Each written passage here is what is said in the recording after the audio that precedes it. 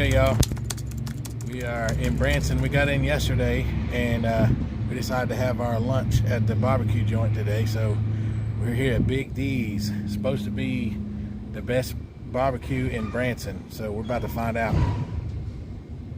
We'll check y'all when we get back.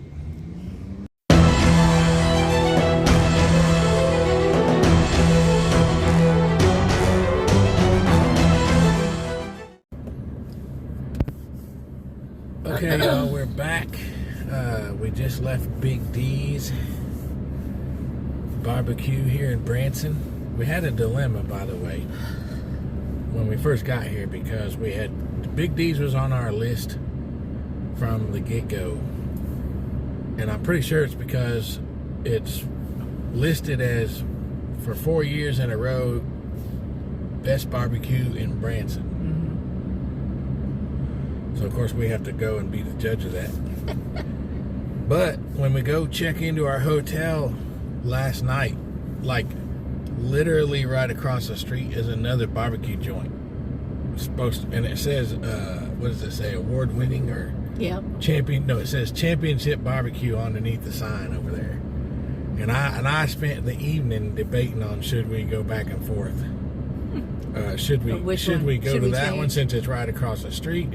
Or should we stay the course and go to Big D's? Well, we ended up going to Big D's, and it turns out it was a good choice.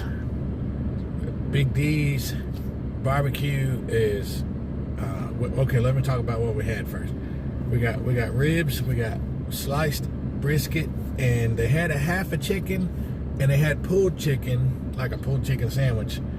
And we don't want to eat a half a chicken on top of ribs and brisket. So unless they're going to like give us a leg quarter or some chicken pieces, we're going to go with the chicken, the pulled chicken. Small pieces, So that's what we got, and we got coleslaw and we got macaroni and cheese. That's what we ordered. So we get everything, and let's talk about the brisket first. That's what we ate first, so let's talk about that. What do you think? That brisket was excellent. Every other time I said it's really good. This time I said it's excellent. Okay, they had a good... It was really good. There was a good rub on the brisket, a good bark on the brisket, and the brisket was nice and tender and greasy. Like they left the fat on there, so you got that, so it cooked in there. Yeah, I took a bite of that, and she was doing something else. Pam was trying to fix something on her plate or something. And I said, you need to stop your life and try this brisket right now. I was trying the chicken, because we always try chicken first, so I was, she's trying the chicken, and I'm like, he said, you need to try to eat this brisket. And then she ate the brisket, and then she understood what I'm saying. I did. This was, I think, possibly the best brisket we've had on the trip. Not the best brisket I've had in the world, but on the trip.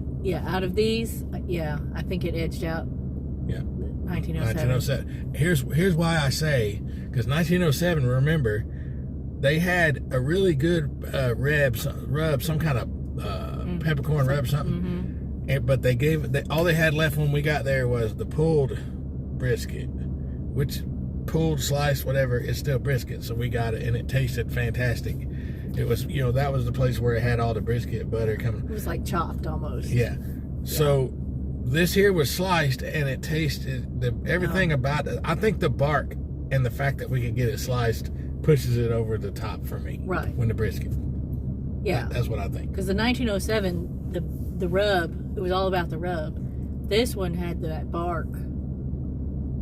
It didn't taste like it was burnt. It didn't taste like it was charred. It was just... Right. When you get bark on your ribs, on your pulled pork, on your pulled chicken, on your brisket, on anything that comes off the cooker, you're talking about years of flavor that you can't just get anywhere. It was like the burnt ends was still attached to the brisket. Right. It's what it felt like anyway. So briskets, thumbs up on the briskets at Big D's. And they advertise that they got the best, and it's like a They call it a Texas brisket. So Texas style, yeah. And people in Texas, if they don't know how to smoke a brisket, then they need to move somewhere else. They need to move to California or something, because they grow beef out there, so they should know how to cook it. All right, that's right. Moving on to the ribs. Yep. The ribs were they just came right off of the bone. Yeah. And they were really tender. Good. Yeah, Mm-hmm. really tender. Had a lot of good flavor. I had one bone to pick with the ribs.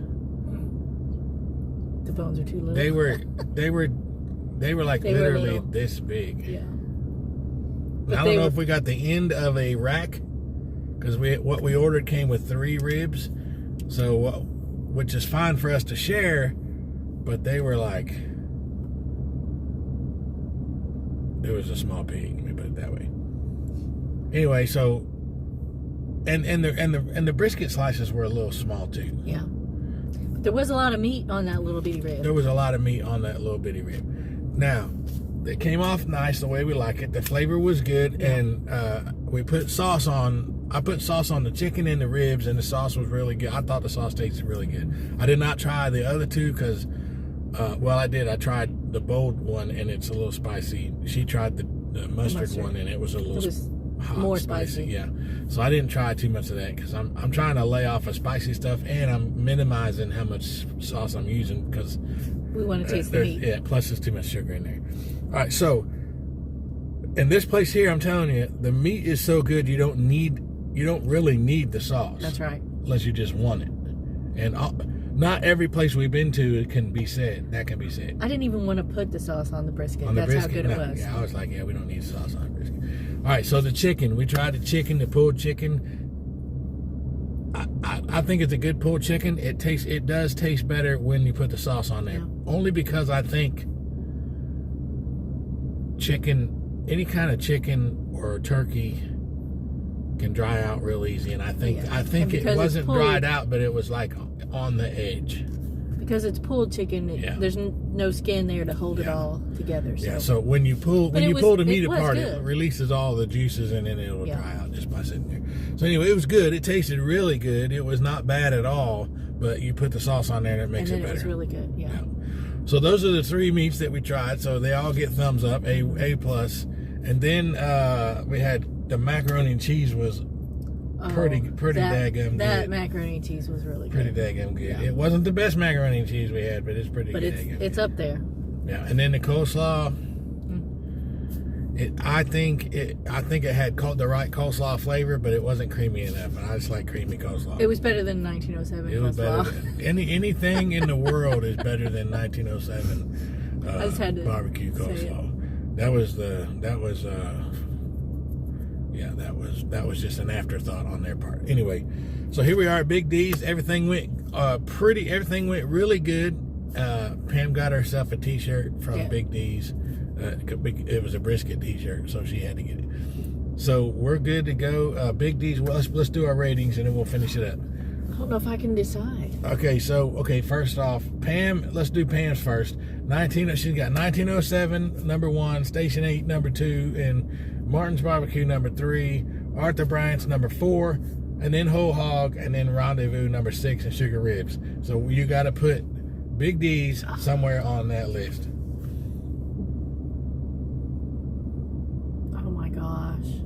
Because their brisket was the best. Their ribs were probably number 2 or 3. I think I'm putting it at number 4. You're going to put it after Martin's? I'm trying to decide, should it go before or after Martin's? Better pick one.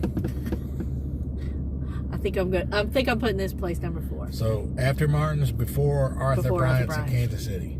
So you're putting in number 4. All right. So my list has before today was Station 8, Martin's Barbecue, 1907, Arthur Bryant's, Rendezvous, Whole Hog, and Sugar's Ribs. So I'm gonna put this Big D's Barbecue. I'm gonna put it in front of 1907. Oh wow! I mean, it's like real. Yeah.